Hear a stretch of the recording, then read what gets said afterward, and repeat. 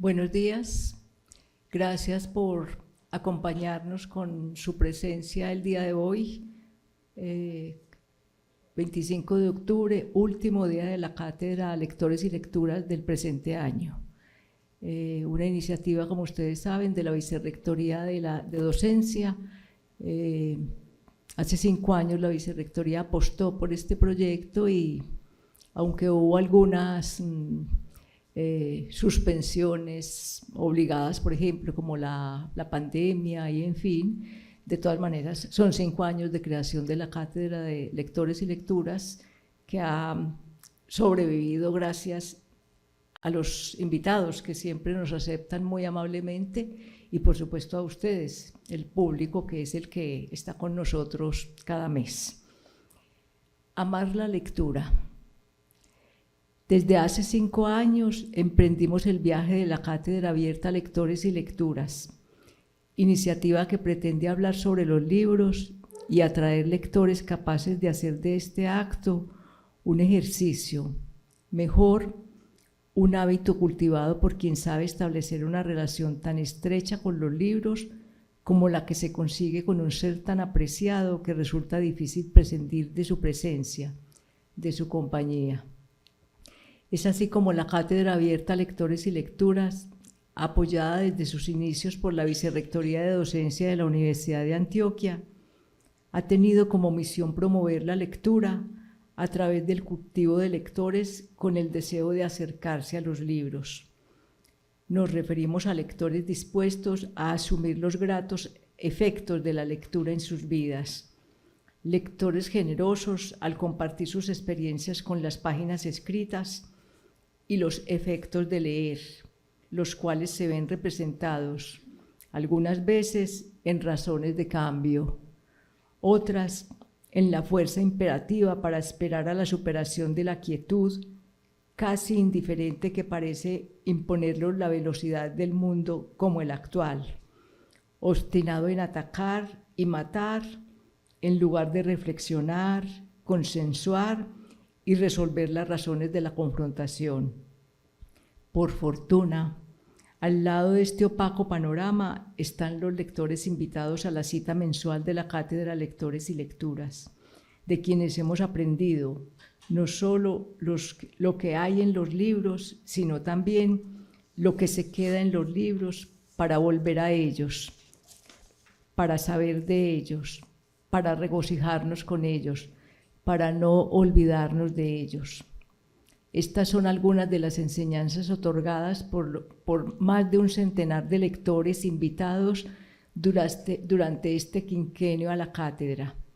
Pero hay algo más de lo emprendido en este variado grupo de invitados, quienes, sin ahorrar palabras, han dado cuenta de cómo la lectura, que nutre la imaginación, también incentiva la subversión contra la mediocridad del espíritu.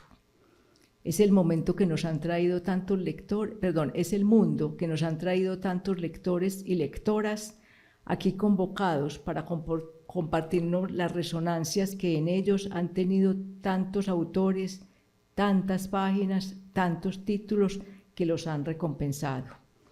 Los aprendizajes también proceden del público, de un público asistente de manera fiel y de manera presencial y sincrónica.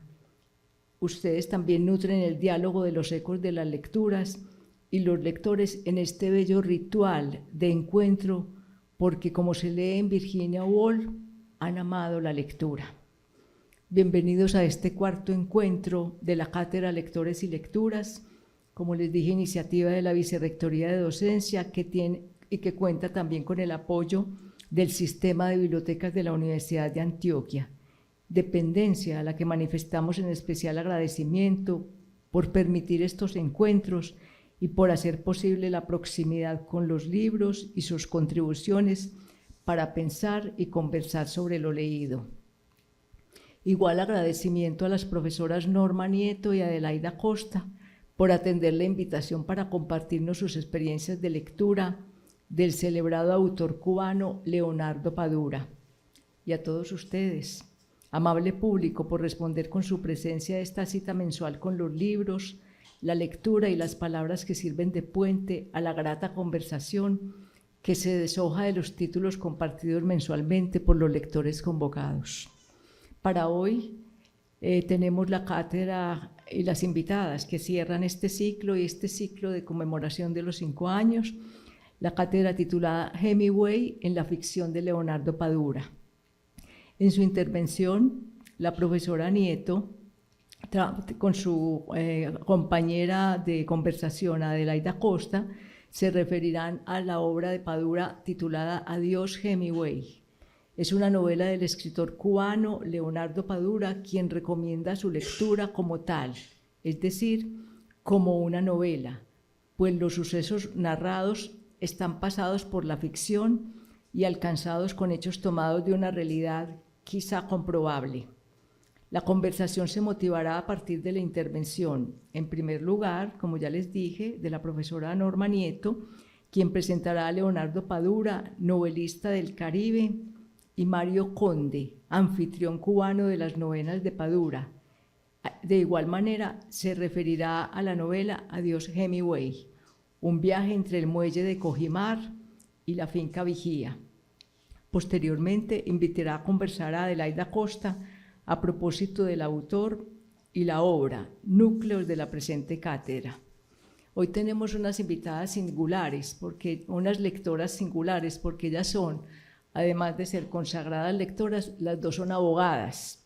Entonces, nos muestran otro campo, otro perfil de los invitados a la cátedra.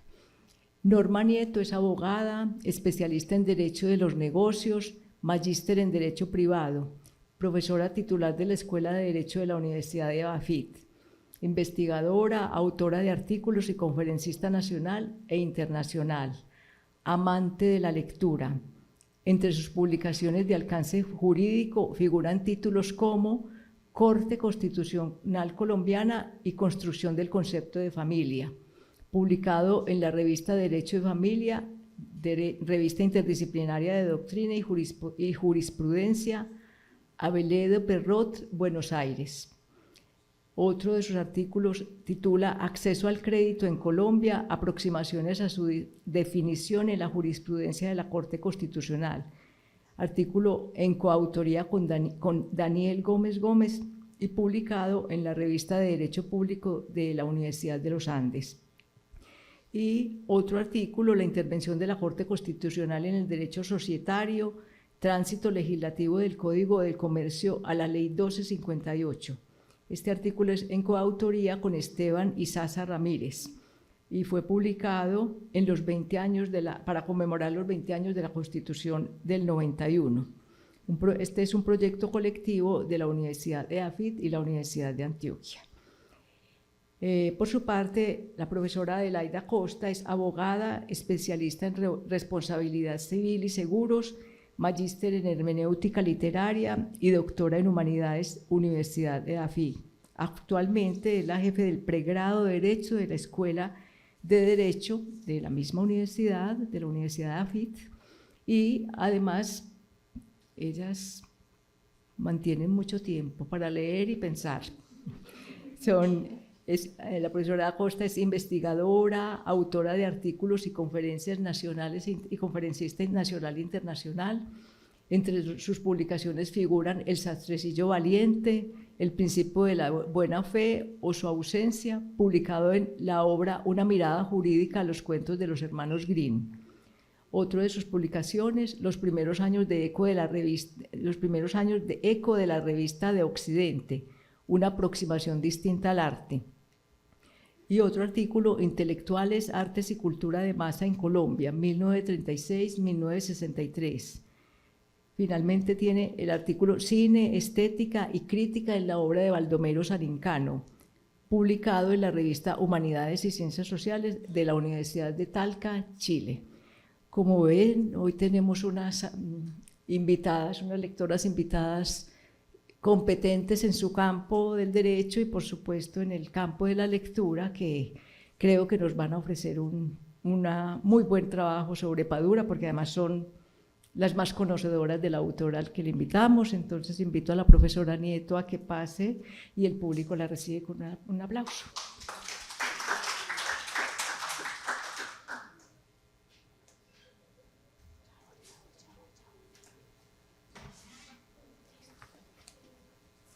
Buenos días. Gracias a todos por acompañarnos hoy en esta conversación sobre Leonardo Padura y sobre una de sus obras que más me gustan, Adiós Hemingway.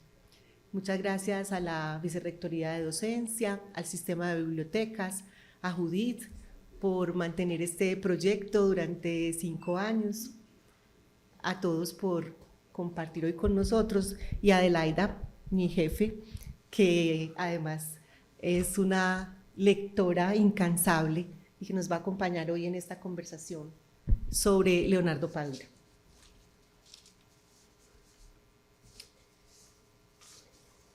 Bien, presentemos primero al autor.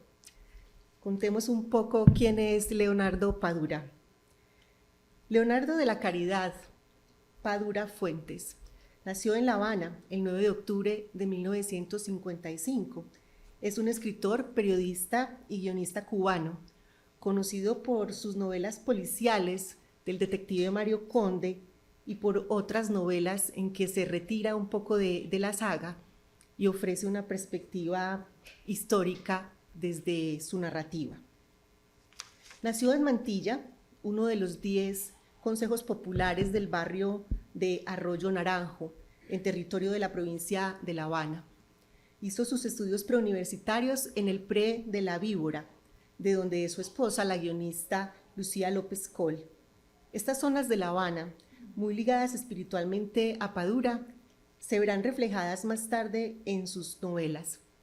Padura estudió literatura latinoamericana en la Universidad de La Habana y comenzó su carrera como periodista en 1980 en la revista literaria El Caimán Barbudo.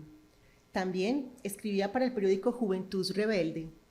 Más tarde se dio a conocer como ensayista y escritor de guiones audiovisuales y novelista. Su primera novela se denomina Fiebre de caballos. Básicamente es una historia de amor escrita entre 1983 y 1984. Y luego pasó los 6 años siguientes dedicado a grandes reportajes sobre hechos culturales o históricos en Cuba y muy concretamente en La Habana. Él relata en algunas de las entrevistas o en las presentaciones que ha hecho en Medellín, por ejemplo, nos ha visitado ya 3 veces en el High Festival y en la Fiesta del Libro en otra oportunidad. Él relata que justamente esta experiencia con esos hechos culturales e históricos que asumió desde la reportería, desde la crónica, esto le ha dado toda una fuerza argumentativa para llegar a las novelas con el impacto que él espera. Dice Padura que en aquel tiempo empecé a escribir mi primera novela del detective Mario Conde y mientras lo hacía me di cuenta de que estos años en que había trabajado como periodista habían sido fundamentales para mi desarrollo como escritor. Primero, porque me habían dado una experiencia y una vivencia que no tenía. Y segundo, porque estilísticamente yo había cambiado absolutamente con respecto a mi primera novela. Las novelas policíacas de Padura también tienen elementos de crítica a la sociedad cubana. Al respecto, contesta en una entrevista para CNN: aprendí que es posible una novela policial que tenga una relación real con el ambiente del país, que denuncie, toque realidades concretas y no solo imaginarias. Las novelas policíacas de Padura también tienen elementos de crítica a la sociedad cubana. Al respecto, el escritor Leonardo Padura ha dicho: aprendí que es posible una novela policial que tenga una relación real con el ambiente del país, que denuncie o toque realidades concretas y no solo imaginarias. Quiero mostrar un poco aquí la producción en la novela de Padura. Como planteé, Padura es guionista, periodista, pero quizá es su faceta como novelista la más influyente y determinante, y justamente es ahí en ese contexto donde me he enamorado de Padura y he leído por muchos años sus trabajos. Aquí están las novelas, desde la primera, Fiebre de caballos, en 1984, hasta la más reciente, Ir a La Habana, de Tusquets, 2024. Esa, por ejemplo, no la he conocido todavía, pero estoy ansiosa por poderla leer. Las demás muestran dos facetas importantes. Una es el Padura de la serie Mario Conde. Esta es una saga policíaca que en principio estaba propuesta solo para 4 novelas: Pasado Perfecto, Vientos de Cuaresma, Máscaras y Paisaje de Otoño. Pero justamente con Adiós Hemingway, el autor rompe esa promesa que se había hecho de una saga corta, medida en 4 episodios, y para un encargo específico que le hacen sobre Hemingway, para hablar sobre el autor, se le ocurre que la mejor forma tendrá que ser de nuevo acudir a su eterno amigo Mario Conde, que es el anfitrión de su obra, y revive Mario Conde para acompañarlo aquí a partir de 2001 en la primera edición de Adiós Hemingway. Y siguen, en realidad creo que son a hoy 10 novelas de la serie Mario Conde. Pero además hay otras muy importantes, como El hombre que amaba a los perros, Herejes, Agua por todas partes, La transparencia del tiempo, Como polvo en el viento, Los rostros de la salsa, que creo que es uno que Adelaida disfrutó bastante, Personas decentes, que es el último que yo he leído de Mario Conde, perdón, de Mario Conde no, de Leonardo Padura.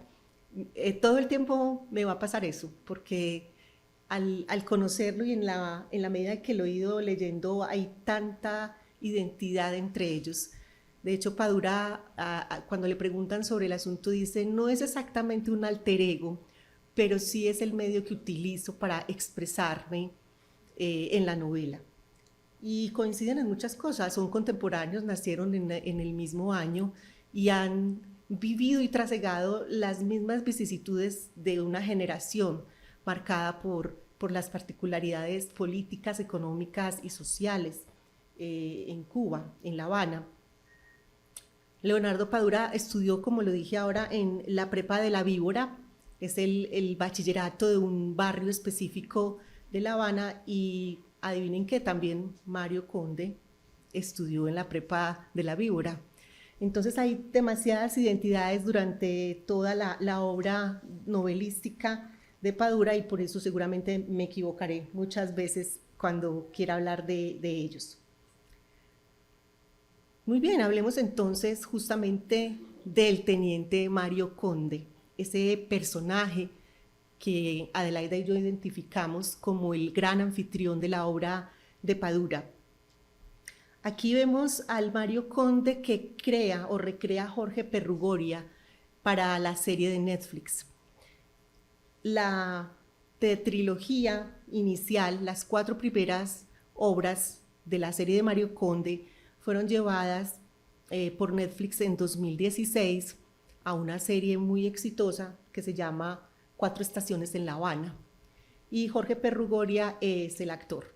Así que aquí les muestro una versión del cine de un artista, de un actor, sobre cómo es Mario Conde.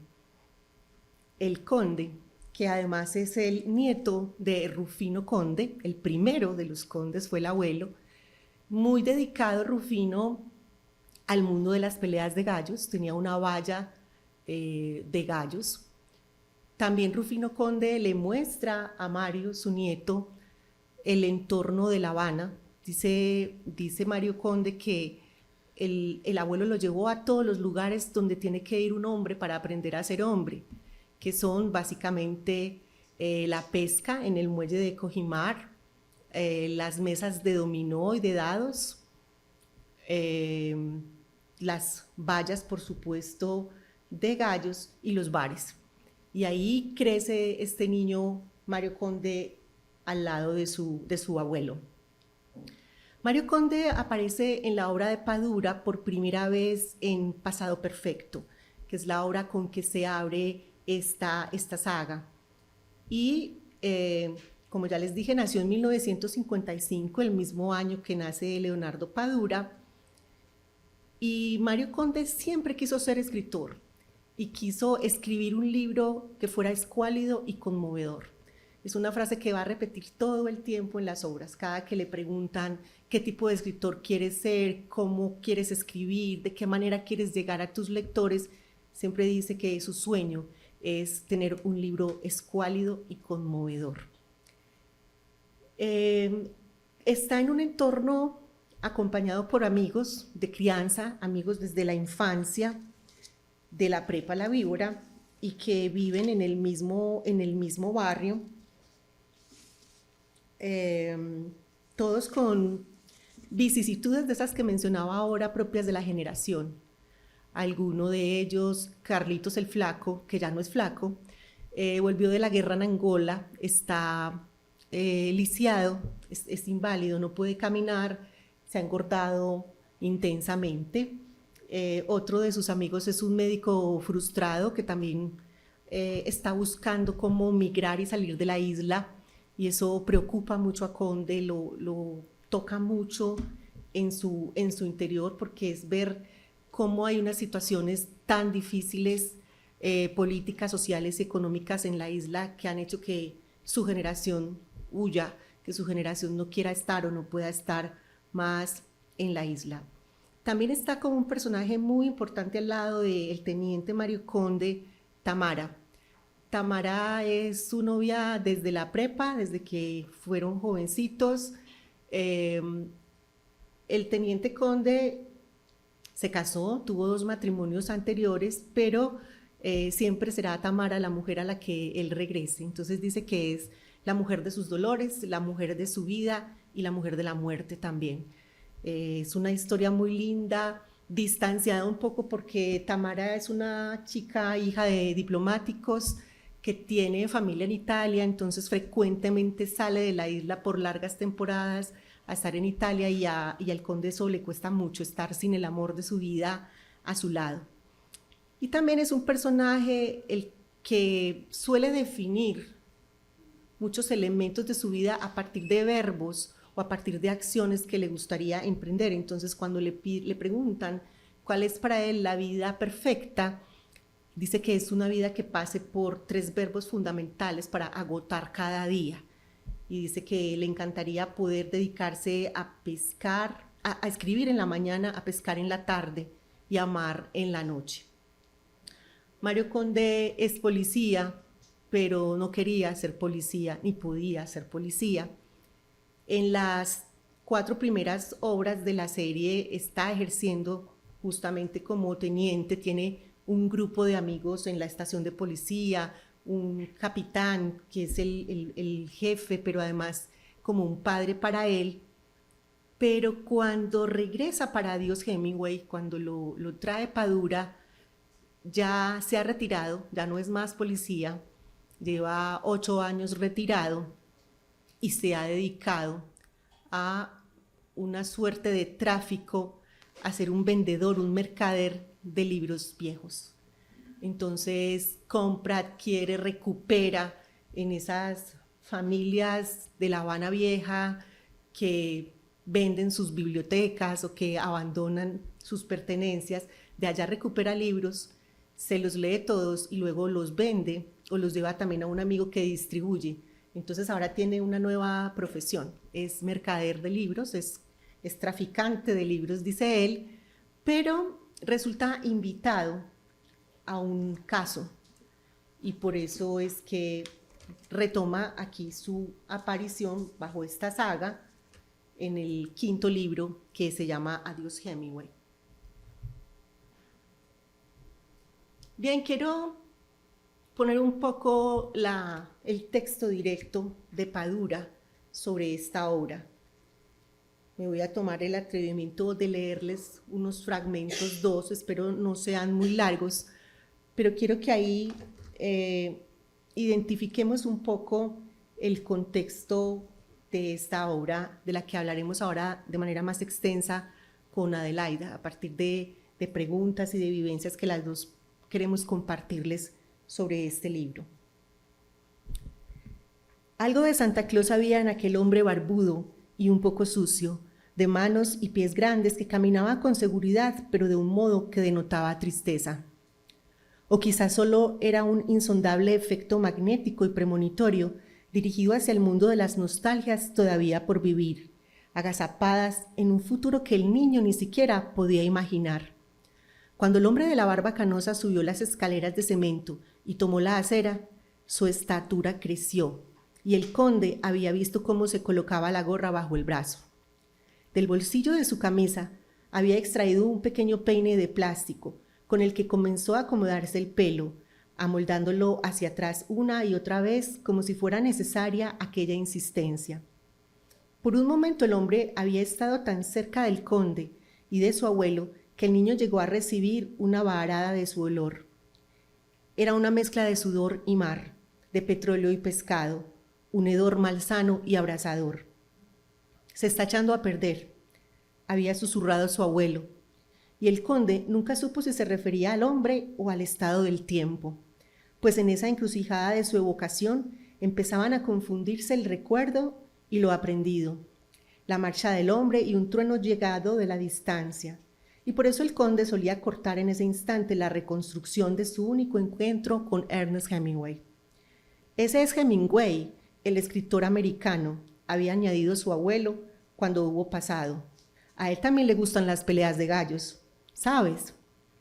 El conde creía recordar, o al menos le gustaba imaginar, que había oído aquel comentario mientras observaba cómo el escritor abordaba un reluciente Chrysler negro, aparcado al otro lado de la calle, y desde su ventanilla, sin quitarse los espejuelos de cristal verde, hacía con la mano un gesto de adiós, precisamente en la dirección del conde y su abuelo, aunque tal vez lo extendía un poco más allá, hacia la caleta donde quedaban el yate y el hombre rojizo al que había abrazado, o aún más allá, hacia el viejo torreón español hecho para desafiar el paso de los siglos, o quizás incluso mucho más allá, hacia la distante e indetenible corriente del Golfo, que sin saberlo, aquel hombre que hedía a mar, pescado y sudor, nunca volvería a navegar. Pero el niño ya había atrapado en el aire el saludo, y antes de que el auto se pusiera en movimiento, se lo devolvió con la mano y con la voz. «Adiós, Hemingway», gritó, y recibió como respuesta la sonrisa del hombre. Es un fragmento del comienzo del libro, en el que Mario Conde está recordando el día que conoció a Hemingway, teniendo él 6 años, en compañía de su abuelo en el muelle de Cojimar. Y el contexto es el siguiente: están él y el abuelo, que habían ido justamente a ese pueblo de pescadores, a una de esas actividades de hombres que aprendía siempre con su abuelo, y ven llegar el yate de Hemingway, de un maderamen marrón, con las cañas de pescar elevadas, que daba la impresión de ser un gran insecto, y vieron cómo Hemingway se bajaba desde el yate y entregaba las amarras a alguien que lo ayudaba en el puerto. Y ahí es esa reminiscencia de Padura y puesta en Conde sobre cómo conoció a Hemingway y cómo él se apropió de ese adiós. Seguramente Hemingway no lo notó siquiera su presencia o no se estaba despidiendo de él, pero él, como dice ahí de Bello, la atrapó en el aire ese saludo o esa despedida y se la creyó para él. Entonces ese es su primer encuentro y su primera relación con Hemingway. Pero además lo vincula con un momento de la vida de este escritor americano que vivió por tantos años en La Habana, donde además hizo gran parte de su obra. Padura aquí lo relaciona con la decadencia de Hemingway. Esto es como 1958, 59, 60 más o menos, en que ya Hemingway se va de Cuba para no regresar. Se va a un tratamiento psiquiátrico bastante difícil al que fue sometido con electroshocks, está interno en un hospital y posteriormente se desenlaza su muerte. Hemingway se suicida Y aquí Padura justamente detalla cómo cuando Mario Conde lo conoce, siendo Conde un niño, ya está en la decadencia y en el ocaso, digamos, de la vida de Hemingway. Muy bien, entonces Mario Conde, 40 años más tarde, ha dejado ya ese cargo de teniente investigador en la policía de La Habana, está dedicado a esta nueva empresa de vender libros de segunda mano, pero algo lo lleva a regresar al mundo de Hemingway. Siempre lo ha admirado, ha tenido una relación amor-odio con Hemingway.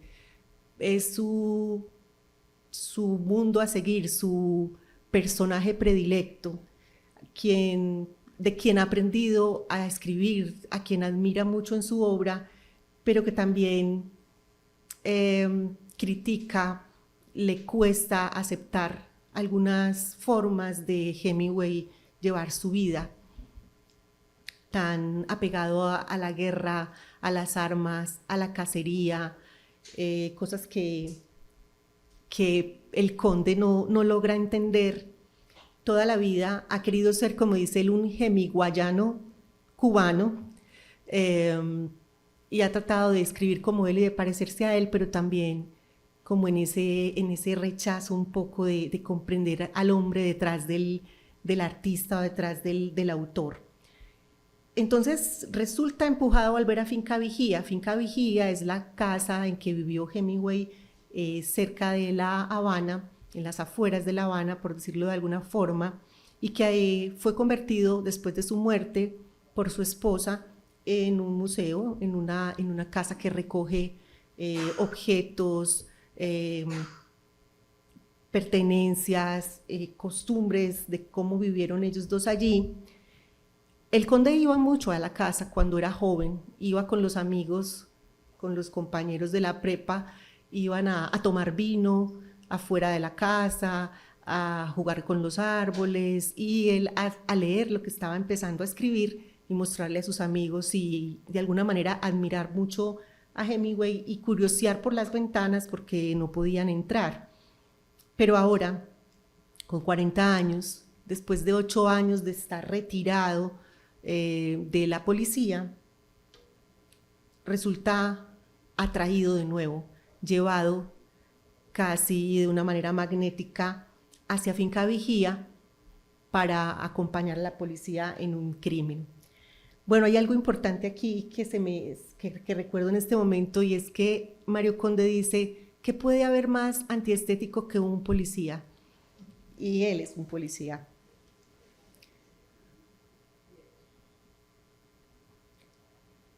Entonces, mientras Conde trata de desentrañar lo que sucedió en Finca Vigía la noche del 2 al 3 de octubre de 1958, la novela nos permite asistir a los últimos años del escritor norteamericano, a sus obsesiones, a sus miedos y a su entorno habanero. Adiós Hemingway es un ajuste de cuentas de Mario Conde con su vida y con sus ídolos literarios, pero también una punzante e inolvidable recreación del Hemingway ególatra y contradictorio, acorralado por sus recuerdos y remordimientos en los días previos a su suicidio. Quiero compartirles otro aparte muy bonito del comienzo de la obra.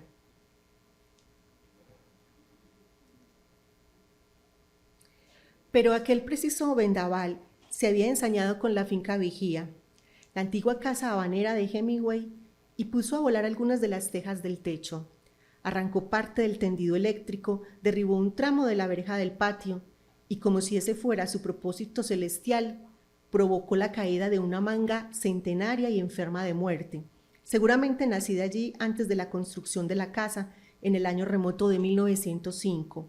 Y con las raíces del árbol habían salido a la luz los primeros huesos de lo que los peritos identificaron como un hombre caucásico, de unos 60 años, con principios de artrosis y una vieja fractura de la rótula mal soldada, muerto entre 1957 y 1960 a causa de 2 disparos. Uno de los impactos lo había recibido en el pecho, presumiblemente por el costado derecho, y además de atravesarle varios órganos vitales, le había partido el esternón y la columna vertebral. El otro parecía haberle penetrado por el abdomen, pues le fracturó una costilla de la región dorsal. 2 disparos ejecutados por un arma al parecer potente, sin duda a corta distancia, los cuales provocaron la muerte de aquel hombre, que por el momento solo era una bolsa llena de huesos carcomidos. Bien, entonces ahora quisiera invitar a Adelaida para que conversemos sobre la obra, sobre Adiós Hemingway. Bueno, Norma, muchas gracias por esta invitación. A Judith y a la universidad, pues es un placer acá estar hablando de libros contigo y con ustedes. Yo ya había leído a Padura y varios de sus textos, pero la invitación de Norma me trajo a mí el primero de los libros de Mario Conde. Fue una muy grata sorpresa. Yo no suelo leer libros de detectives, aunque yo leo de todos y de toda clase de libros, la verdad, y me gustó mucho. Entonces, muchas gracias también por haberme acercado a este libro. Norma y yo estuvimos hablando antes y yo una de las preguntas que le hacía, que todavía no sé la respuesta, es: yo sé que Norma es una gran lectora, que tiene otros autores que le gustan mucho, entonces mientras yo leía siempre me estuve preguntando ¿por qué a Padura, entre todas sus lecturas y entre tantos escritores que le gustan, y por qué este libro en particular? Bueno, ¿por qué Padura? Por casualidad llegó a mí como en 2006, 2007, la primera obra que leí de Padura.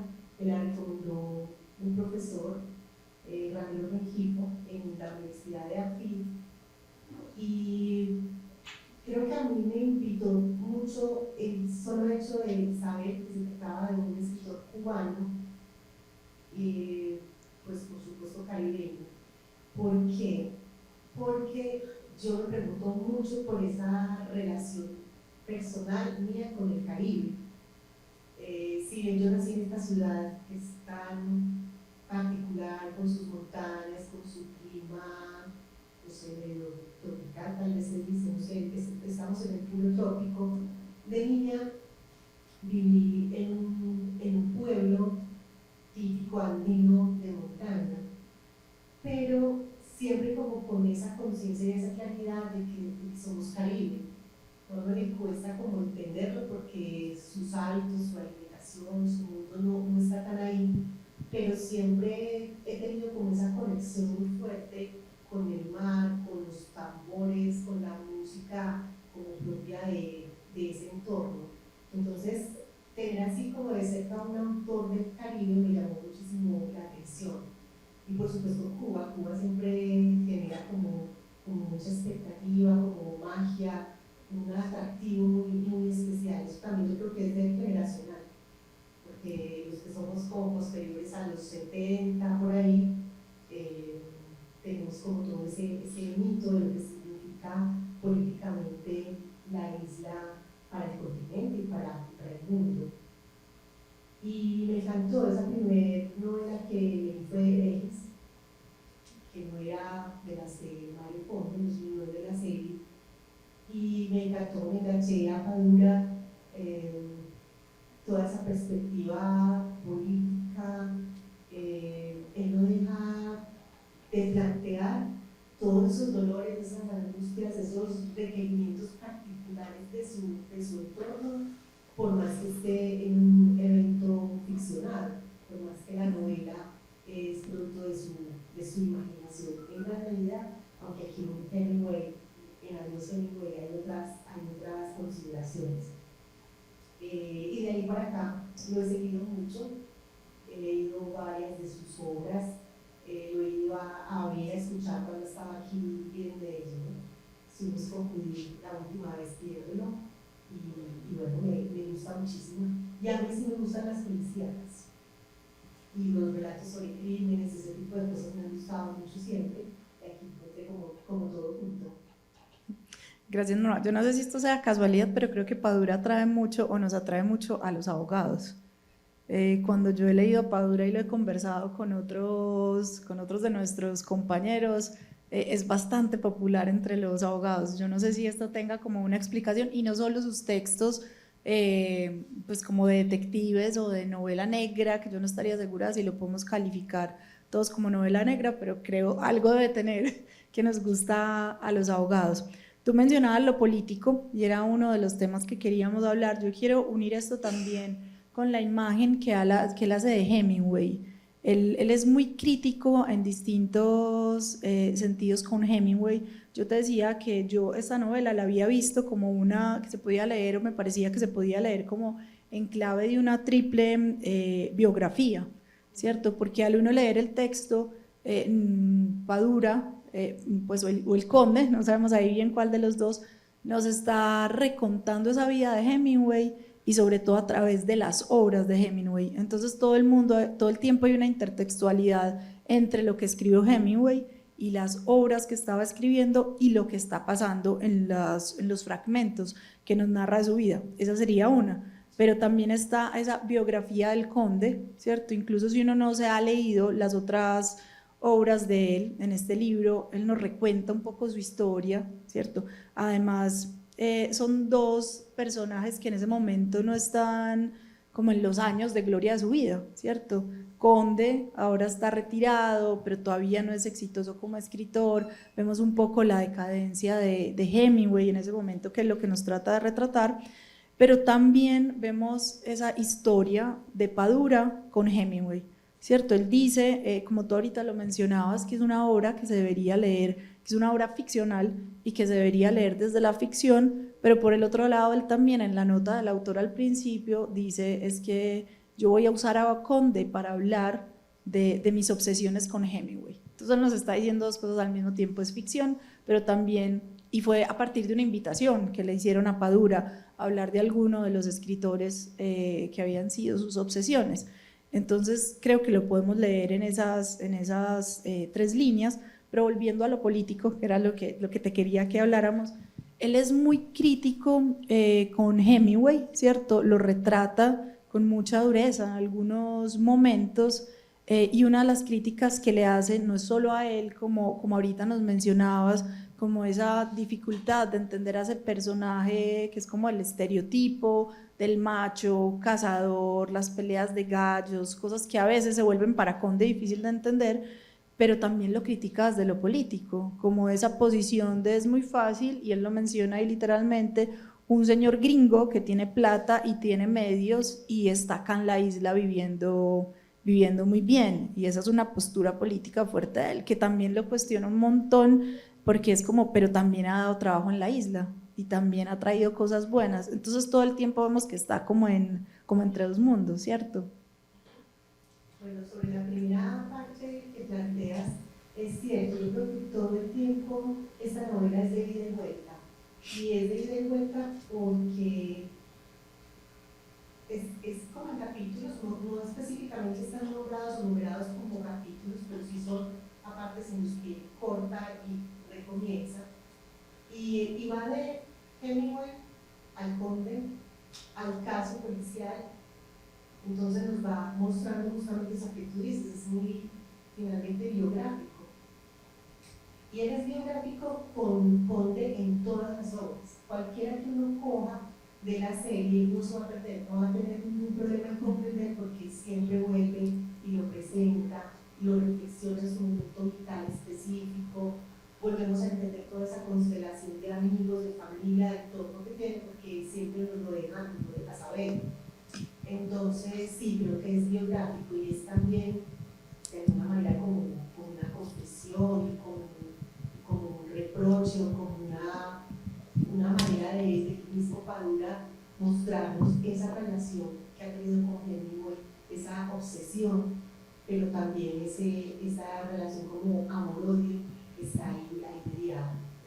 Ahora, sobre lo político, sí, claro, él mira a Hemingway y es este sujeto americano que ha querido vivir en España, pero que finalmente resuelve por Cuba, que ha participado en guerras, que fue piloto de aviones de guerra, que conoce mucho de armas, colecciona armas, digamos, como un guerrerista, de alguna manera, que haga caza furtiva de animales y que toda su casa allí en Finca Vigía esté adornada todos esos animales, pero también lo que tú dices, puede hacer cosas como pescar mucho en su yate y luego compartir toda la pesca con la gente del pueblo, que a él le parece como un acto de generosidad extrema. Un pescador realmente no hace eso. Puede que haga trueques de pescados que intercambie, pero que no regala, él hace un regalo, un desprendimiento de la pesca. Es un sujeto que ama las corridas de toros, que en los Sanfermines, en Pamplona, en España, se arroja a la agresividad o a esa relación con los toros. También es perseguido por el FBI, pues dentro de la novela se plantea eso, y finalmente algo tiene que ver todo este asunto con el crimen de ese cuerpo, de esos restos que encuentran en la finca.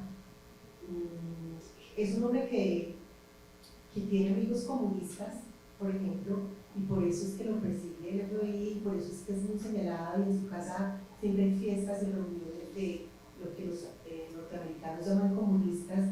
Entonces es como perseguido por eso, y al mismo tiempo tiene una relación muy hermosa con la gente que sirve para él, que trabaja para él. En la obra se menciona que tenía 30 trabajadores, 30 familias que tenían, pues que se hacían la vida a su servicio y que era muy generoso. Entonces sí, es como ese juego de cómo reivindicarlo, cómo reconocerlo, pero también ser justo con este hombre que para algunos simplemente está siempre en los bares, está siempre borracho. Y una cosa muy interesante, y es que el conde en esta obra dice que Hemingway en realidad no es ningún gran escritor, un gran creador de historias, sino que simplemente ha vivido las historias cubanas. Entonces, que el vivir allí, el conversar con ese tipo de personas, el tener, digamos, esa inmersión es lo que le ha dado todas las historias. Él más que nada lo que hace es conversar y hablar todo el tiempo. Entonces habla con los pescadores, con los de las vallas de gallos, con los de las mesas de juego, en los bares, con las prostitutas, y de ahí simplemente luego produce unos textos a partir de historias que no son imaginación, que no son creación del mismo Hemingway. Entonces ahí hay una observación muy bonita. Y lo otro es que a Padura también le preguntan por qué todavía vive en Cuba, porque todavía está en el mismo barrio donde nació. Es nacionalizado en España, tiene la nacionalidad española, pero vive ahí, y dice, porque en Cuba hay mucha gente con quien hablar, porque puede conversar y puede recoger también, como lo mismo que hace Hemingway, todas esas historias, esas vivencias para sus obras. Y yo creo que eso lo vemos voy a decir, en las personas y en los personajes que retrata Padura, siempre en sus textos, digo personas y personajes, porque no siempre son de la ficción. Él también tiene crónicas, también tiene investigaciones un poco más periodísticas, como el de Rostros de la Salsa, pero yo creo que parte de la riqueza es mostrarnos como toda esa gama de los personajes, ¿cierto? Nunca cae como en ese blanco o negro, ¿cierto? O esa admiración un poco más infantil, sino en todos esos matices, ¿cierto? Que lo habíamos hablado un poco de eso, en este caso con Hemingway, pero yo creo que pasa con todos sus personajes, incluso el mismo Conde pues lo refleja con todos sus problemas, con sus virtudes y sus tal vez partes no tan virtuosas. Yo quiero leer un pedazo que habíamos conversado un poco, y es tal vez cuando él descubre en este libro o acepta un poco a pesar de todas las críticas que le hace a Hemingway, que son muchas más de las que hemos hablado. También habla como de su paternalismo, de esa necesidad de que la gente lo llame siempre papa, como de ser también un personaje importante dentro de la isla. Pero creo que esta es una parte, lo habíamos leído, donde tal vez se dio un poco cuenta de que finalmente Hemingway es una persona también, y que tal vez él no esté siendo justo si no lo ve en esa dimensión. Entonces empieza. Pero movió el pie estiró un brazo y halló un interruptor. Encendió la luz de la sala. Ante sus ojos volvió a estar el panorama, tétricamente detenido en el tiempo, de lo que fue una casa en donde vivieron personas, durmieron, comieron, amaron, sufrieron, pero no solo por la evidencia de haber sido convertido en un museo, aquel sitio tenía un aire definitivamente irreal. La casa de vigía siempre fue una especie de capilla consagrada, de puesta en escena, hecha a la medida del personaje más que del hombre. Para empezar, al conde le resultaba demasiado insultante la existencia de miles de libros y decenas de pinturas y dibujos dispuestos en amarga competencia con fusiles, balas, lanzas y cuchillos, y con las cabezas inmóviles y acusadoras de algunas víctimas de los actos de hombría del escritor. Sus trofeos de caza, cobrados solo por el placer de matar, por la fabricada sensación de vivir peligrosamente. Ahora en la casa faltaban muchos de los cuadros, los más valiosos, sacados de Cuba por Mary Welch. Faltaban algunos papeles y cartas que aseguraban habían sido quemados por la viuda en su último regreso a la finca. Apenas muerto el escritor, y faltaban las personas capaces de darles un poco de realidad al lugar, los dueños, los sirvientes, los invitados habituales y los invitados especiales, y algún que otro periodista capaz de traspasar la barrera de uninvited para tener algunos minutos de conversación con el dios vivo de la literatura norteamericana. También faltaban los gatos, recordó el conde, pero sobre todo faltaba la luz. Y yo creo que también eso es lo que él nos muestra en el libro, como un Hemingway al que tal vez le está faltando esa luz, ya está como en su, como nos contabas ahorita, como en su periodo de decadencia, ¿cierto? Y yo creo que esta novela también es una novela que nos pregunta quién se es quién se es sin ser policía, que es la pregunta que se hace Conde un montón de veces, quién se es, si se es Hemingway sin la escritura o sin la hombría o sin poder casar, y el propio Hemingway se lo pregunta ahí. ¿Tú cómo ves esto, Norma, en la novela? Sí, es muy importante porque también el conde propone que Hemingway es un personaje, que él mismo se ha construido un personaje para ser tenido en cuenta, para ser relevante, para que sea notado, considerado. Entonces, que quizá toda esa explosión de aventura, de arrebato que lleva en su vida es la manera de construir ese personaje. Y quizá en este momento, en este caso, está surgiendo el verdadero Hemingway. Está el personaje bajando de escena, saliendo de la luz, digamos, y quedando Hemingway. Él está, en la novela se describe como Hemingway está en un momento de salud difícil, tiene muchas indicaciones médicas con respecto al licor, que es muy complejo para él porque es un bebedor predormido de vino, de whisky, vodka, de ginebra, de todo tipo de licores, por supuesto de ron. De hecho hay un cóctel, un daiquiri que se llama Papa Hemingway, que él no digamos, lo creó. Entonces está con restricciones en eso, con restricciones en la comida, y lleva un control día a día de su peso por indicación del médico, pero además lo tiene, y aquí uno no sabe si esto es Hemingway o el Hemingway de la novela, pero tiene en una pared de un cuarto de la habitación el peso día por día. Y entonces por 1958, cerca a la fecha que se cree fue la muerte de estos restos, de esta persona que encuentran los restos, ha puesto 220 libras en la fecha de octubre de 1958 y pone también como una nota de satisfacción, el mismo peso durante todo el año. Pero al enero siguiente, que hay de nuevo una nota, ha perdido casi 40 libras. Y ahí está esa nota. Entonces es como pierde en su contextura, en su cuerpo, como pierde desde el punto de vista de que la casa está vacía, ya la esposa se ha ido, no hay fiestas, no hay todos esos amigos, entonces hay una luz que se ha ido apagando, aunque sí están ahí sus fieles Black Dog, el perro que lo acompaña siempre, y los gatos, que son otro personaje, digamos, importante en la vida de Hemingway. No sé, a veces yo también pienso que la casa es otro protagonista, otro personaje de la novela.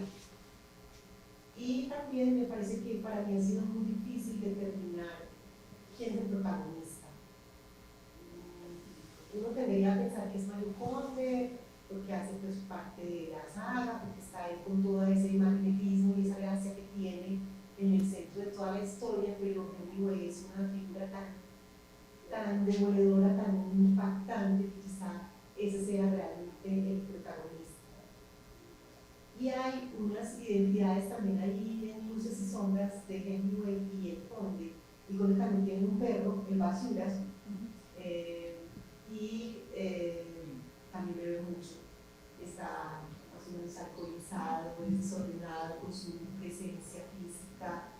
Hemingway también lo muestra allí de esa manera, como un hombre que se aseaba poco, que no estaba pues, como en el mejor cuidado personal. Entonces hay como una cantidad de similitudes todo el tiempo de llamados a mostrar identidades o semejanzas. Sí, es como un espejo, y tal vez esa sea parte de la molestia del Conde en el libro hacia Hemingway, ¿cierto? Como ese que se ve, ese ser de él reflejado en Hemingway y en las partes que no le gustan. Tal vez sin el éxito como escritor, que es lo que él está buscando y no ha logrado todavía concretar en ningún libro. Norma, a mí me pareció muy bonito, volviendo un poco pues como al tema político. Tú me contabas una anécdota de cuando estuviste viendo a Padura sobre lo importante que ha sido Colombia para él en la difusión de su obra. ¿Nos podrías hablar un poquito de esto? Sí. En esa última vez que lo pudimos saber, que estuvo aquí en el High Festival, yo creo que hace 2 años, y lo vimos en el Museo de Arte Moderno, en la parte de atrás, que hacen una plataforma ahí abierta.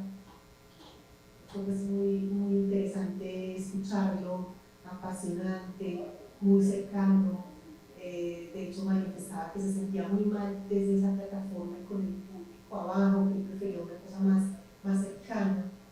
Pero allí cuenta una anécdota que es la que yo te referí, muy bonita, y dice que tiene mucho que agradecer a los colombianos, a grupos de colombianos amigos que han permitido que su obra se conozca en Cuba. Porque solo las primeras, como los primeros 2, 3 libros de Padura se publicaron allá y se circularon allá, pero después no, porque pues, hay dificultades con las críticas que propone al régimen, al sistema, y la manera como esas obras han sido distribuidas ha sido porque colombianos ingresan fotocopias, impresiones, digamos, pues, piratas de la obra, o las llevan grabadas en memorias, o las llevan grabadas, las llevaban en CDs, y de esa manera se podía conocer la obra de Padura en La Habana, porque por el régimen no le permitía. De hecho, él cuenta que una de las razones que le decían es que no hay papel. No se puede imprimir tu obra porque no hay papel, estamos en una crisis, el bloqueo económico, etc. Y Padura es eso, uno se inquieta mucho cómo todavía está allá, cómo puede vivir todavía cuando ha sido tan crítico. En cada una de las obras él toca distintos problemas. Hay unas donde el asunto central es la prostitución, la trata de personas, otra donde está hablando de la corrupción, de las drogas, de cantidades de cosas que se ven, que se viven en el día a día de esa Cuba y de esa Habana, que nosotros no tenemos la referencia directa, pero él no tiene ningún problema en denunciarlas, en hacerlas conocer, como también lo hace con asuntos relacionados con las migraciones, con los flujos migratorios que han llevado a que esa cultura tenga esas características tan específicas, lo que aportaron todos los europeos que llegaron, los norteamericanos, los chinos. Tienen muchas obras que están en ese entorno de qué somos, de toda esta mezcla, todo ese mestizaje tan bonito que vive en la isla. críticas a las propuestas del gobierno para el desarrollo de los cultivos, todos los incentivos económicos que han tratado de implantar y que no funcionan, no tienen ningún problema. La obra demuestra esa realidad cubana de una manera muy cruda, muy crítica, y bueno, sin embargo, sigue viviendo allá, se sostiene, pero la obra no circula mucho en Cuba, y agradece mucho ese aporte de amigos colombianos.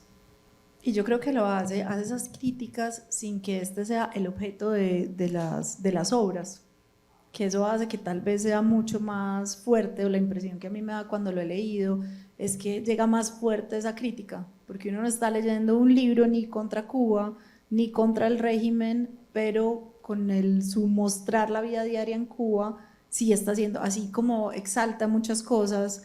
Yo creo que es una persona que disfruta mucho su vida en Cuba. Sí, al mostrar esa vida diaria muchas veces está haciendo esa crítica sin que ese sea el objeto, y tal vez esto hace que sea mucho más fuerte o más contundente y nos llegue mucho más, porque estamos leyendo un libro con contenido político que desde el derecho se puede leer también como en muchos sentidos, pero sin que esa sea como la intención. No es un libro como los libros no son nunca como propaganda ni antipropaganda, o tú los percibes de otra manera. No, yo lo que creo es que es una obra que habla mucho de quién es su autor, y es ante todo un periodista.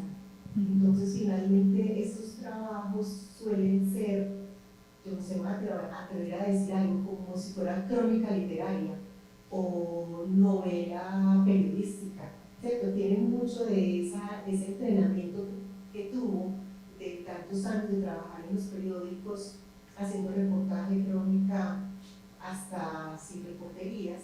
Entonces, la obra está muy enriquecida con todo eso.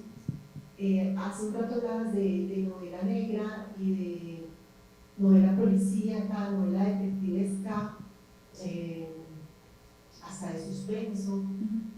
Así lo caracterizan los lectores. Cuando uno entra a mirar la obra en plataformas o en publicidad de los editores, siempre la catalogan de esa manera: novela negra, policíaca, suspenso, hasta hay una novela que dice que es de terror.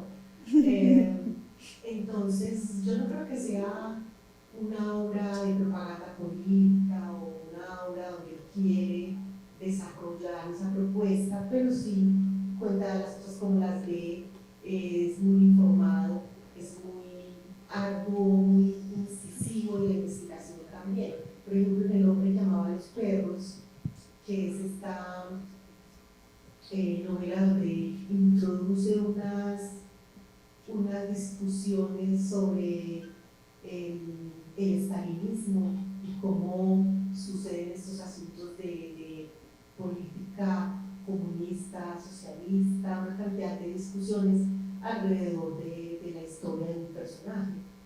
Entonces, no creo que sea una intención, digamos, panfletaria de política, pero sí termina mostrando cuál es su mirada sobre esa realidad. Ahora que mencionas El hombre que amaba a los perros, a mí me gustó mucho esta novela, ¿cierto? Y me gusta mucho también cómo refleja ahí Cuba, ¿cierto? Y como lo que es vivir la vida diaria en Cuba, a pesar de que ese no es el centro, pues, como del texto. Pero a lo que quería llegar con esto es retomar algo de lo que decías, y se nota esa formación que tuvo Padura y se ven todos sus textos, es muy riguroso en la investigación y queda reflejado, sea una obra de ficción o de no ficción, se ve como esa rigurosidad que tiene para investigar, lo que decía, se ve claramente marcado que es un periodista. Norma, tú nos decías, pues empezabas tu presentación con la pregunta, ¿qué es un escritor sin obsesión?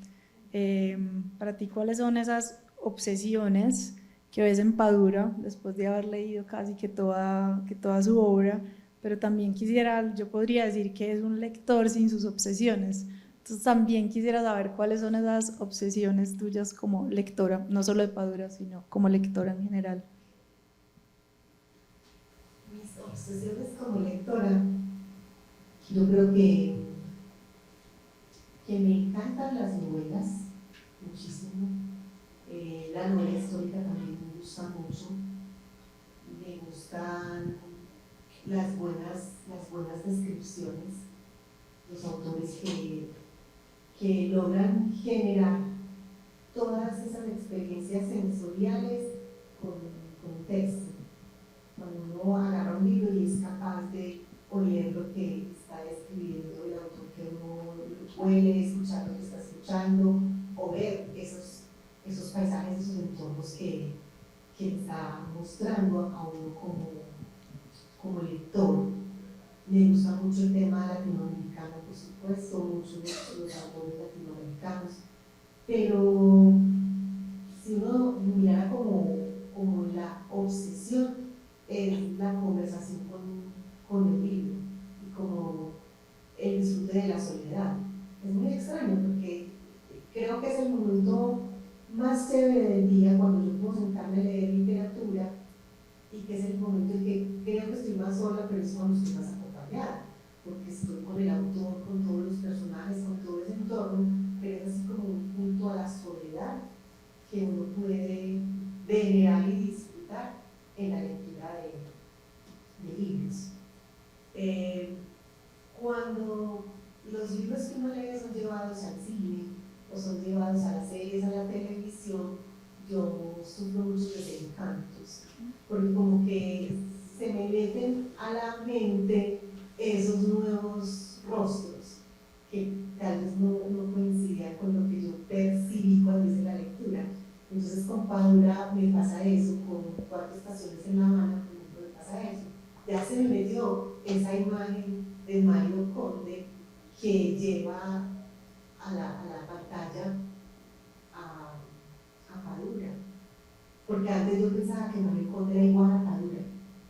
Yo lo veía así, con esa fisonomía, y ahora se presenta de esta otra manera y no me gusta, porque a mí me gusta es cuando yo lo construyo a partir de lo que el autor me cuenta en los libros.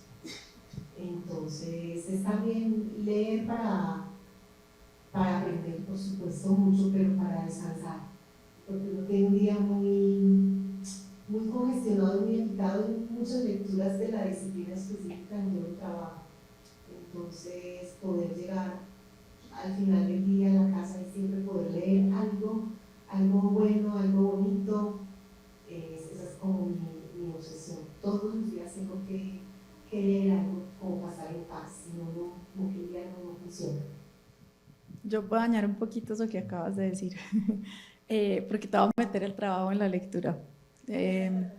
Tú sabes que una de mis grandes obsesiones son las relaciones del derecho con otras narrativas, entre esas la literatura. Yo creo que el derecho está presente en casi todos los libros, ¿cierto? Es como abrir un poco los ojos, mirarlos con ojos de abogado, con ojos de arquitecto, con ojos de médico, con lo que sea que estemos formados. Es solo como entrenarse y mirarles de eso, incluso cuando no estamos entrenados, lo estamos haciendo y no nos damos cuenta. Entonces a mí no me podía faltar como que habláramos un poquito de cómo ves el derecho en la obra de Padura, o qué encuentras de derecho en la obra de Padura. Derecho entendido en un sentido amplio, pues, del derecho. Que creo que también hay que ser justos con la presentación tan bonita que nos hizo Judita ahora, que juntó dos abogadas acá. Lectores. Abogadas lectoras, sí. Bueno, en la obra de Padura, por supuesto, en toda la parte policíaca, en la parte detectivesca, por decirlo de alguna manera, hay una cantidad de puentes, de relaciones con el derecho penal, sobre todo con la investigación criminalística, con ese tipo de cosas. Pero toda la obra está cargada, yo creo que de una reflexión constitucional también muy de fondo, porque es ese tipo de Estado, ese modelo económico, esa manera como funciona Cuba, que es bien particular, es sui generis, y que condiciona la vida y la manera como ellos se relacionan con el poder, con el ejercicio de la voluntad, digamos, popular. Entonces hay todo el tiempo mostrar y criticar y proponer estructuras. Entonces, lo que tú dices es completamente cierto. Siempre en la literatura vamos a encontrar ese tipo de conexiones, porque el derecho finalmente es un sustrato que está en todos lados, y además es un lenguaje, es una herramienta de conversación completamente dialógica y también lógica desde las estructuras formales. Entonces creo que hay mucho en Padura que ver desde el derecho. Tú que has hecho ya tantas aproximaciones a la literatura desde el derecho o cómo se cruzan, podrás ver que hay bastantes cosas en Padura. Sí, a mí hay algo que me parece muy interesante de sus libros, hablando de esa relación con el derecho, y es yo creo que él se cuestiona mucho sobre por qué tienen o tenemos un sistema como el que tenemos y por qué pensamos de la forma que pensamos que finalmente eso va a impactar el tipo de derecho que tenemos. Por ejemplo, en El hombre que amaba a los perros es como una pregunta constante, cómo se formó ese pensamiento intelectual y esas ideas en Cuba y por qué pudo haber llegado un régimen como el que llegó, o por qué están en esa situación en la que están hoy, para bien o para mal, ¿cierto? Creo que sin juzgarla, pero por qué están en esa situación y por qué tienen un sistema jurídico como el que tienen. También a mí me sorprendió mucho en un libro como Los rostros de la salsa, que son entrevistas a distintos músicos que han tenido, bueno, también productores, personas que han estado en el mundo de la salsa, pero él empieza a hacer como como a deconstruir un poco lo que entendemos por salsa, los distintos géneros que lo componen, pero es sorprendente también cómo ahí encontramos el derecho, ¿cierto?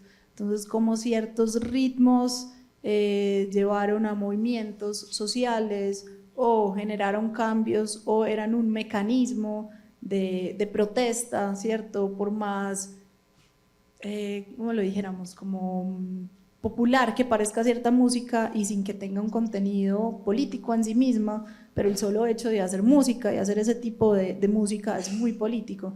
Entonces yo creo que sí, está marcado por un fuerte contenido de derecho constitucional, entendido en un sentido muy amplio. Sí, quizá también hay otros dos contextos, el derecho de propiedad, es una reflexión permanente porque la relación con la tierra, con los medios de producción, con la propiedad en general funciona de esa manera y no de otra. Nos hace como entender cuáles fueron las condiciones de posibilidad para que su sistema sea de esa manera. Creo que es una propuesta muy interesante también el derecho migratorio o el derecho internacional, que primero nos hace conocer cómo se conforma esta cultura con esas migraciones desde todos los lugares del mundo, cómo habla, por ejemplo, de los chinos cubanos. Los chinos cubanos son hijos de chinos con cubanos o cubanas, y cómo tienen toda una cultura específica y un sincretismo muy particular, pero ahora también, como a partir de los 90, mediados de los 80 a los 90, muestra cómo viven en la diáspora. Entonces, cómo todos los jóvenes están migrando desde la crisis de los balseros, ya los jóvenes no quieren estar, todos buscan una manera de salir a buscar otras maneras de vivir fuera de la isla. Entonces también es como esa pregunta de cómo primero se llenaron de visitantes que quienes querían vivir allí y crear esa cultura, y ahora cómo hay un vaciamiento, también porque varias generaciones han optado por la migración en las condiciones más complejas. Como Polvo en el Viento es una novela que está muy enfocada en eso, en qué pasa con esos migrantes, a dónde van, cómo hacen vida, cómo no pueden volver, o en qué condiciones es que logran volver, toda esa sensación de que generaciones enteras están disueltas por muchos lugares del mundo. Yo creo que tenemos tiempo para una última como pregunta, conversación acá, y es, a mí me gusta mucho la conversación con los libros de la que hablabas ahorita, pero sobre todo como los libros y los autores nos llevan a leer otros libros. A mí me gusta mucho como esa conversación que se va dando ahí, cómo uno va tejiendo lecturas y autores. Yo quisiera saber a ti leer, a Padura, qué si te ha llevado y qué te ha llevado a leer más, como qué otros libros te ha llevado como a tejer esta lectura. Pues primero, leer a Padura y a todo Padura, ¿cierto? Sí. Es como lo primero. Mucho ahí mismo en ese contexto que entender ese universo, yo creo que es todo un universo. Pero también me motivó a volver sobre Álvaro Mutis y un poco sobre García Márquez. Yo creo que hay ciertas lecturas que hay que hacer varias veces en la vida, porque en ciertos momentos uno las puede recibir de una manera diferente a cuando lo hace en otra edad. Entonces volví un poco, pero más que todo como en esa búsqueda de lo caribe. Sí, es como esa magia caribeña lo que me atrae, específicamente el pan. Y Norma, si pues ya nos recomendaste este libro, pero yo ahorita mientras esperábamos vi que varias personas estaban hablando que sí han leído a Padura, pero otros como yo nunca he leído a Padura. ¿Por dónde recomendarías entrar a Padura? Yo creo que es, a ver, en las novelas como Herejes y como El hombre que amaba a los perros, que son novelas densas y largas, donde hay toda esa magia de la historia, de la investigación absorbente, profunda, puede ser una manera para quienes tengan como mayor disponibilidad y espacio de tiempo para dedicarles. Pero sin duda la serie de Mario Conde, sobre todo las primeras 4, que son libros cortos, son 200 páginas, pero 200 páginas en este tipo de ediciones, que uno se lee en 5 horas, en 4 o 5 horas, y lo puede leer y se disfruta mucho, es muy fluido, es muy agradable. Entonces esa puede ser una manera de entrar y después irse hacia las novelas históricas que son un poco más densas. Espacio para el público, ¿cierto? ¿Vienen preguntas? Muchas gracias. Más que preguntas, yo solo quería hacer como un comentario. Yo pienso que en la obra de Padura hay una cosa que es predominante, es el amor que él tiene por su país. Y es hasta fastidioso en muchos de los documentales, que son múltiples, los que hay de él en televisión, sobre todo televisión española, donde tratan de meterse como al intríngulis, o sea, dónde está la mecedora, o sea, qué es lo que él tiene y cómo vive. O sea, me parece que es una cosa que es hasta en un momento determinado fastidiosa, porque siempre surge esa inquietud, porque él a donde va, él dice, la gente se puede ir de aquí, pero yo de aquí nunca me voy a ir. Y tiene un pretexto en mi concepto, que es tener con quién conversar. Yo creo que no es ese, porque tener con quién conversar hay en todas partes. Es tener con quién conversar, pero en La Habana. Eso es muy claro. Y para terminar el comentario, es en uno de los últimos libros de él, creo que es La transparencia del tiempo, como polvo que se lleva el viento, no recuerdo, que relata una especie de diáspora, ¿no es cierto?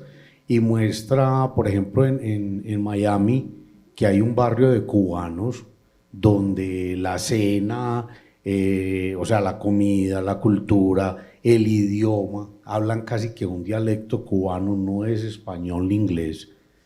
Y fuera de eso se va a países donde se encuentra, en París, en Nueva York, siempre grandes ciudades, París, Nueva York, Frankfurt, y donde se encuentra con físicos, médicos, y hay una característica, toda esa formación de esas personas reconocidas en las grandes ciudades del mundo la adquirieron en Cuba, bajo el régimen comunista.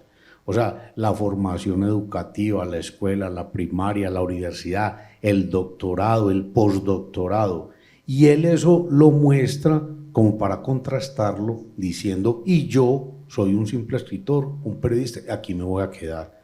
Entonces, a mí me parece, pues a mí Padura me ha fascinado mucho porque me parece, sí, que es lo que tú decías, un Gao, un Mutis, o sea, toda la gente que se ha aproximado y que ha vivido en el Caribe, que es una característica, es que salir de ahí es muy difícil cuando se vive ahí.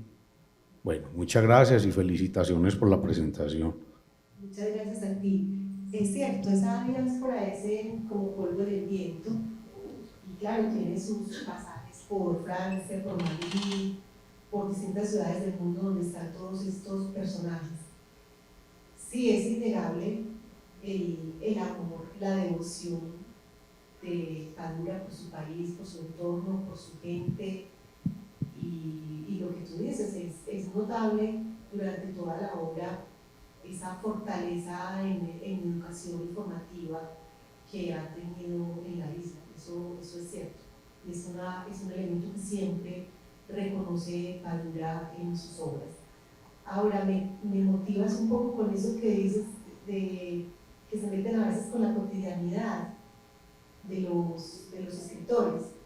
Entonces, ¿dónde tiene la mecedora? ¿Cómo escribe? En esta de Dios Hemingway también hay mucho de eso. El conde preguntándose por las pertenencias de Hemingway y cómo las usa. Por ejemplo, ese mito de decir que siempre escribió de pie, con la máquina de escribir puesta como en un atril y de pie para la escritura, o la mención de todos los tipos de máquinas de escribir que utilizaba, o la descripción a extremo detalle de todas las armas, o donde guardaba el revólver. Toda esa cotidianidad se vuelve como un asunto también de culto y de mucha curiosidad. Entonces, sí, también con Padura pasa, cómo se viste, cómo se calza, qué condiciones tiene en su casa, dónde disfruta más escribir. Finca Vigía para Hemingway es eso, es como una atalaya, como una torre, tiene una torre, la esposa hizo construir una torre para que desde arriba, desde el último piso, tuviera su estudio y desde allá pudiera escribir.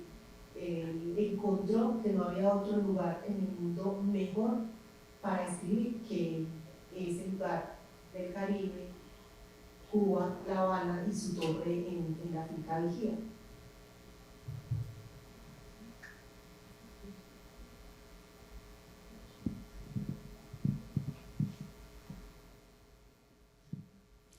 Muchas gracias por darnos este recreo por la vida y obra de este gran hombre. Yo lo que tengo es un detalle humano que me mantiene muy unida a él, y es el amor por su mujer y el dedicarle su obra, porque en muchos escritores que conozco lo que dicen es que tener pareja es uno de los impedimentos para escribir, porque o se es lo uno o se es lo otro.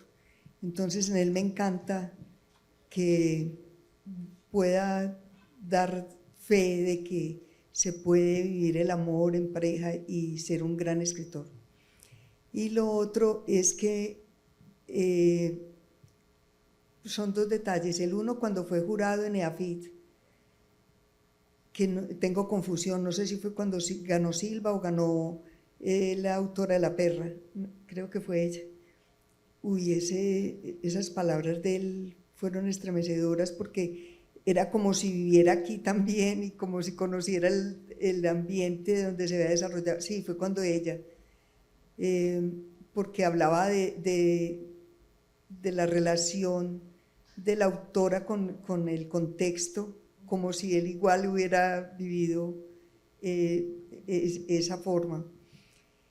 Y el otro detalle sí es, pues puede parecer muy pequeño, pero para mí fue muy grande, y es que en el High Festival llevé los 4 libros que tenía hasta ese momento de él, y en cada uno me escribió una dedicatoria diferente, que por lo general cuando me ha ocurrido, así no sea con varios libros en el momento, sino con diferentes momentos, un libro para el mismo autor, casi siempre es como lo mismo, pues como una formalidad. Y él incluso, y habiendo fila, y se puso a conversar conmigo y se pilló algunos detalles y en cada libro me escribió diferente. Entonces a mí me parece que es como un querer formar parte de la vida del otro, porque eso es algo de lo lindo que tenemos quienes leemos, que penetramos en la vida de otros de una manera muy directa porque estamos en contacto con su obra. Muchas gracias. Sí, de hecho en esta, pues en todas, pero por ejemplo aquí en Adiós Hemingway dice esta novela como las ya venidas, y creo que todas las por venir es para Lucía, con amor y escualidez.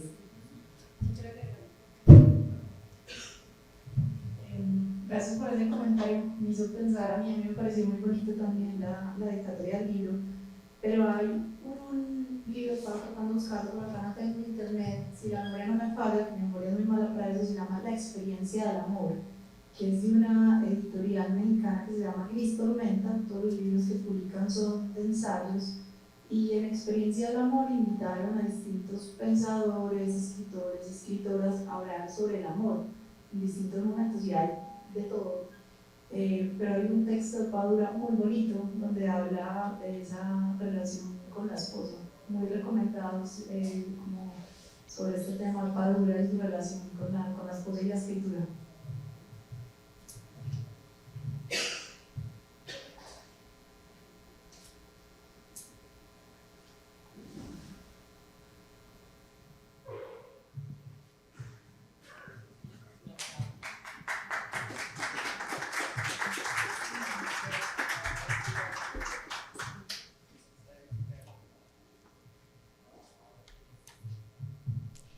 Sí, definitivamente un merecido aplauso para las dos abogadas lectoras que hoy nos acompañaron en el cierre de esta cátedra y de este ciclo con el que terminamos de conmemorar los 5 años de la cátedra Lectores y Lecturas. Esperemos que podamos seguir conmemorando muchos más, que ustedes, el público, nos lo permitan.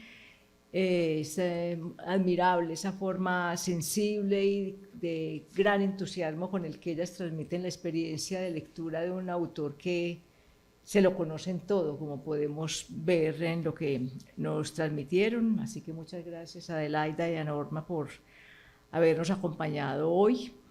Es también el momento de agradecer a todo el apoyo técnico de UDA Arroba, que como ustedes ven nos resuelven todos los problemas, hasta ese que ocasionó un libro de Padura en la presentación que nos hizo Norma. También un agradecimiento muy grande al CETI, que es el programa que nos permite la interpretación dirigida a estudiantes y público con limitaciones, o mejor la interpretación de sordoseñantes, que es un programa que tiene la universidad, a Lina Fernanda y a Darío Cuellar, que fueron los que nos acompañaron hoy. Esto permite que personas con estas limitaciones puedan o estar en la cátedra directamente o verla a través de YouTube, como también ustedes la podrán ver nuevamente o compartirla con algunas de las personas que hoy no pudieron estar. Por supuesto que el agradecimiento grande también es para toda la biblioteca que hace todo puesta en escena, la presentación de los libros. Muchos de los libros los trajeron también las invitadas de hoy que tienen toda la obra. Hay una persona que no recuerdo el nombre de la biblioteca que siempre nos busca una foto del autor del que vamos a hablar, que tal vez les había dicho que de este año el único autor vivo del que hablamos es Padura. Los otros fueron conmemoraciones y aniversarios de autores sobre los que trabajamos en la cátedra. Y por supuesto que a ustedes, que es el público que nos ha permitido que la cátedra se mantenga vigente y que pese a la crisis enorme que hoy está viviendo la Universidad de Antioquia, la crisis económica, nuevamente nos vuelve a apoyar para el año 2025. Así que desde hoy les extiendo la invitación para el 28 de febrero de 2025, fecha en que tendremos la presentación de la cátedra titulada Arte y Autodeterminación en la obra de Thomas Benhart. Para esta fecha, los invitados son la profesora Natalia Villamizar, en conversación con el profesor Selnis Vivas. Les deseamos un buen resto de año, ya no nos vemos más hasta el año entrante y por supuesto una buena tarde y otro aplauso para las invitadas de hoy.